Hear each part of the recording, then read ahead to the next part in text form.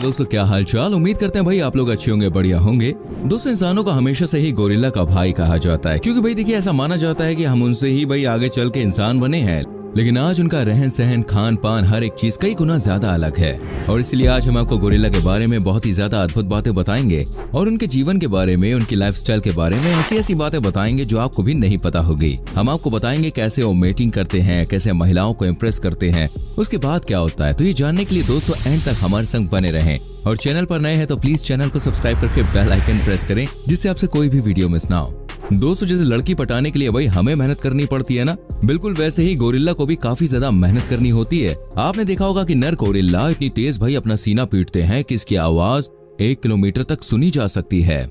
Germany के Leipzig में Max Planck Institute for Evolutionary Anthropology के एडवर्ड राइट ने ये बात कही है कि इस तरह से सीना पीटकर ये गोरिल्ला अपनी शक्ति का प्रदर्शन करते हैं और अन्य गोरिल्ला को ये बात बताते हैं कि भैया वो ही सबसे सक्षम है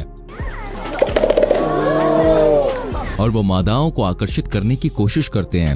एक गोरिल्ला की सोसाइटी में एक समूह में एक नर गोरिल्ला के साथ कई मादाएं गोरिल्ला होती हैं। प्रजनन के लिए मादाएं एक समूह से दूसरे समूह में जाती हैं और उन्हें आकर्षित करने के लिए अन्य गोरिल्ला आपस में एक दूसरे से भाई कंपटीशन करते हैं। इनके बीच ऐसी मान्यता है कि जिसका शरीर ज्यादा बलवान होता है वो ज्यादा क्षमता वाले होते हैं, इसलिए ये गोरिल्ला बचपन से ही सीना पीटने लगते हैं। साइंटिफिक रिपोर्ट्स में छपी रिसर्च के अनुसार बड़े गोरिल्ला भारी आवाजें निकालते हैं और इनकी फ्रीक्वेंसी कम होती है। यह आवाज उनके वॉइस बॉक्स में एयर सैक्स के आकार पर निर्भर करती है।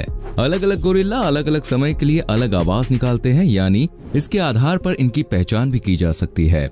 बाकी कई जंगली जानवरों से अलग गोरिल्ला के प्रजनन का कोई फिक्स समय या सीजन नहीं होता है, बिल्कुल हम इंसानों की तरह। और जंगली मादा हर 4 साल में एक बार जन्म देती है।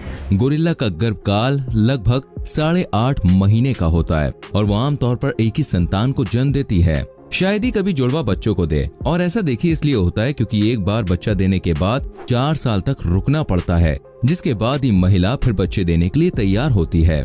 पर तब तक काफी कुछ चीजें बदल जाती हैं, जिसकी वजह से उस मादा को फिर बच्चे करने का मौका नहीं मिलता या वो जिंदा ही नहीं बचती। एक नवजात का वजन लगभग 2 किलो होता है और बच्चे जीवन के पहले 3 महीनों के लिए पूरी तरह से अपनी माँ पर डिपेंड होते हैं।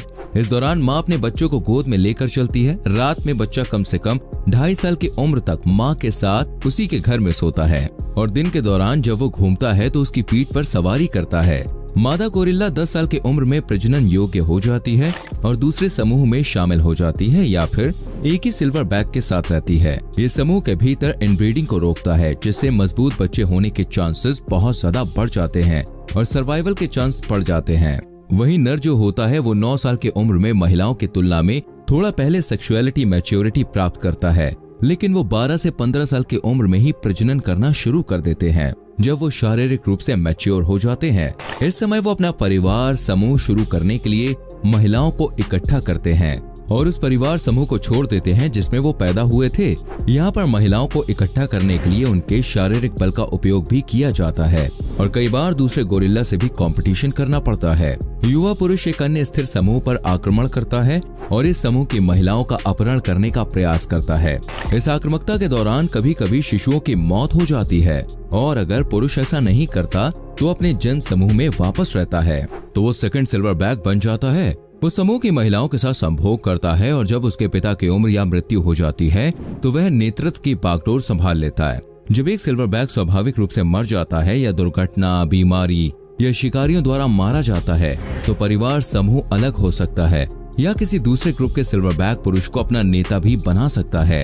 यह तब होता है जब समूह में कोई पुरुष वंशज नेता की भूमिका संभालने में सक्षम नहीं होता है। कभी कभी एक नया सिल्वर बैक समूह में शामिल होने के बाद सभी शिशुओं को मार सकता है। सारे गोरिल्ला ऐसा नहीं करते हैं, लेकिन अगर कोई आक्रामक गोरिल्ला है तो वो ऐसा ही करता है और ये करने का कारण ये है कि वो नहीं चाहता कि अब उसके झुंड में किसी और खून का गोरिल्ला रहे और ये भी एक कारण है कि उनकी पॉपुलेशन काफी ज्यादा कम है।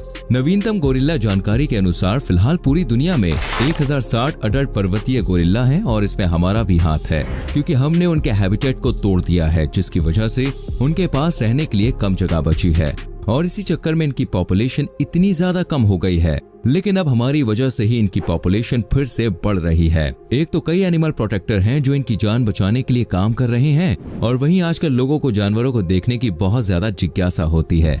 जिसके लिए वो काफी ज्यादा पैसे देकर भी जानवरों को देखने जाते हैं और फिर यही पैसों का इस्तेमाल उन जानवरों के बेहतर के लिए इस्तेमाल किया जाता है, जिसकी वजह से इनकी पॉपुलेशन में वृद्धि हो रही है। दोस्तों, वैसे तो गोरिल्ला बहुत ही ज्यादा ताकतवर और काफी ज्यादा विशाल होते हैं, तो कई लोगों के मन में आता है कि गोरिल्ला क्या खाते हैं। गोरिल्ला आमतौर पर दोस्तों शाकाहारी होते हैं, और जबकि पूर्वी गोरिल्ला के आहार में मुख्य रूप से पत्ते, अंकुर, तने, बांस और स्टॉक शामिल होते हैं। वेस्टर्न गोरिल्ला ज्यादा फल खाते हैं। कभी कभी गोरिल्ला चींटियों और घोंगे जैसे छोटे कीड़े भी खा जाते हैं। एक पूर्ण विकसित वयस्क पुरुष गोरिल्ला प्रतिदिन लगभग 50 पाउंड भोजन खा सकता है। गोरिल्ला पानी के बहुत शौकीन नहीं है। उनका बहुत सारा समय चारागाह और आराम करने में व्यतीत होता है, क्योंकि समूह कभी कभी अपने भोजन के समय के बीच प्रतिदिन कुछ 100 मीटर की दूरी तय करते हैं। चिंपैंजी गोरिल्ला का सबसे करीबी रिश्तेदार होता है, जो आकार में काफी बड़ा होता है, पर गोरिल्ला से आकार में छोटा होता है। जबकि चिंपैंजी बहुत ही उद्यमी होता है। गोरिल्ला शांत रहना पसंद करते हैं। हालांकि वो कभी कभी अपने घुरघुराहट, होठ और अलार्म बैग के साथ इस चुप्पी को तोड़ते हैं। एक आक्रामक पुरुष की दहाड़ भयानक होती है और किसी के भी दिल में डर पैदा कर सकती है। कई फिल्मों में गोरिल्ला को एक आक्रामक और क्रूर जानवर के रूप में चित्रित किया गया है, लेकिन रिसर्चर्स ने यह साबित किया है कि जब तक उन्हें परेशान नहीं किया जाता है तब तक वो शर्मीले होते हैं। जब अनावश्यक रूप से परेशान किया जाता है तो गोरिल्ला कुछ आक्रामकता दिखाते हैं, लेकिन आमतौर पर ये काफी ज्यादा शांत रहना ही पसंद करते हैं और बाकी सारे जीवों से बहुत ज्यादा प्यार करते हैं।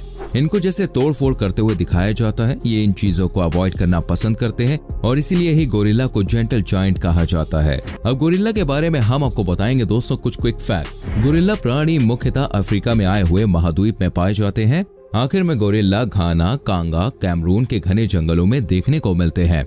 गोरिल्ला के हाथ उनके पैरों से भी लंबे होते हैं। गोरिल्ला के हाथ पैर बिल्कुल मनुष्य की तरह होते हैं और उनके हाथ पैर में अंगूठे भी होते हैं। नर गोरिल्ला का वजन करीब 180 किलोग्राम तक होता है और मादा गोरिल्ला नर गोरिल्ला के वजन में लगभग आधी होती है, यानी 90 किलोग्राम। गोरिल्ला जानवर की लंबाई दोस्तों लगभग 7 फीट तक की होती है और मादा की लंबाई नर से काफी कम होती है।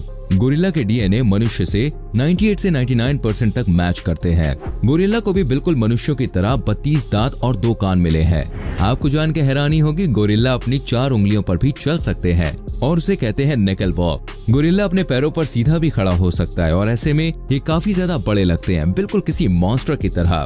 गोरिल्ला के रंग उनकी प्रजाति के अनुसार अलग होते हैं और उनके बालों का रंग भूरा होता है। जब गोरिल्ला बड़ा होता है तब उनके बाल सफेद होने लगते हैं। जो गोरिल्ला उम्र दराज होते हैं उनको सिल्वर बैक कहते हैं और दूसरे गोरिल्ला की वो रक्षा करते हैं। ये एक दूसरे की बातें इशारों में भी समझ पाते हैं और चेहरे के हाव भाव से भी बात करते हैं। गोरिल्ला एक होशियार जानवर है दोस्तों। वो किसी भी हथियार को चला सकते हैं और उसमें जल्द ही मास्टरी भी कर सकते हैं। अगर किसी गोरिल्ला के जीवन काल की बात करें तो गोरिल्ला का औसत जीवन काल लगभग 30 से 40 साल तक का होता है।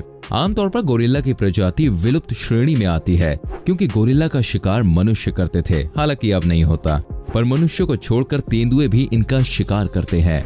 आज की वीडियो में इतना ही। अच्छी लगी हो तो लाइक करें, शेयर करें और आने वाली वीडियोस को देखने के लिए चैनल को सब्सक्राइब करके बेल आइकन जरूर प्रेस करें, जिससे आपसे कोई भी वीडियो मिस ना हो। मिलते हैं अगली वीडियो में। Till then bye bye, take care.